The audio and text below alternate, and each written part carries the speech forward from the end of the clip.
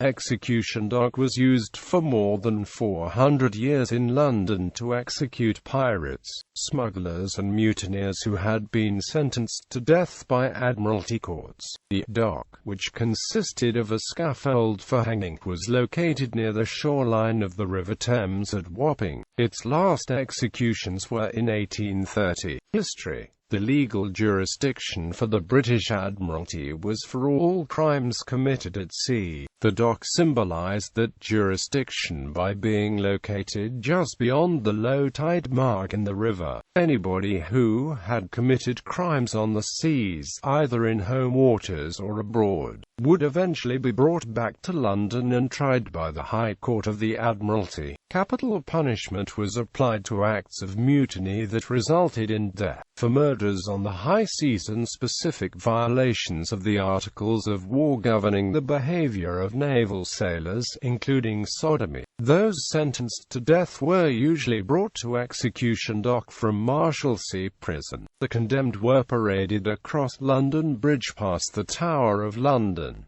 The procession was led by the High Court Marshal on horseback. He carried a silver oar that represented the authority of the Admiralty. Prisoners were transported in a cart to Wapping. With them was a chaplain who encouraged them to confess the sins. Just like the execution procession to Tyburn, condemned prisoners were allowed to drink a quart of ale at a public house on the way to the gallows. An execution at the dock usually meant that crowds lined the river's banks at chartered boats moored in the Thames to get a better view of the hangings. Executions were conducted by the hangmen who worked at either Tyburn and Newgate Prison, with a particular cruelty reserved for those convicted of acts of piracy. Hanging was done with a shortened rope. This meant a slow death from strangulation on the scaffold, as the drop was insufficient to break the prisoner's neck. It was called the Marshal's Dance because the limbs would often be seen to dance from slow asphyxiation. Unlike hangings on land such as at Tyburn, the bodies of pirates at execution dock were not immediately cut down following death. Customarily, these corpses were left hanging on the nooses until at least 3 tides had washed over the heads. This practice stopped at the end of the 18th century. In the cases of the most notorious offenders, the Admiralty would order that their bodies were to be tied and hung in chains at either Cuckold's Point or Blackwall Point on the River Thames,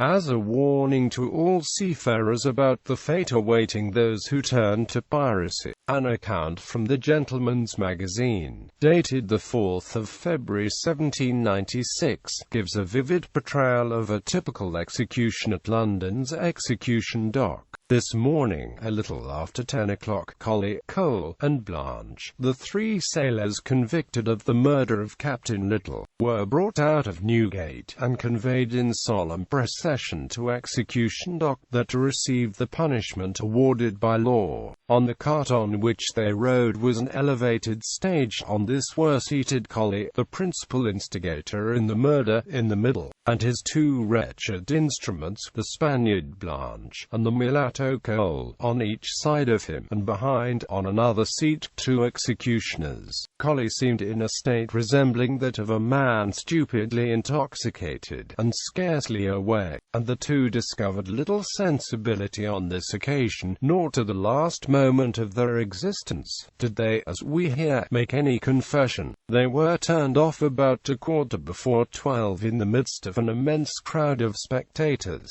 On the way to the place of execution, they were preceded by the Marshal of the Admiralty in his carriage, the Deputy Marshal, bearing the silver oar, and the 2 city marshals on horseback, sheriff's officers, etc. The whole cavalcade was conducted with great solemnity. The infamous Captain Kidd, who had been convicted of piracy and murder, was taken from Newgate Prison and executed at the dock in 1701.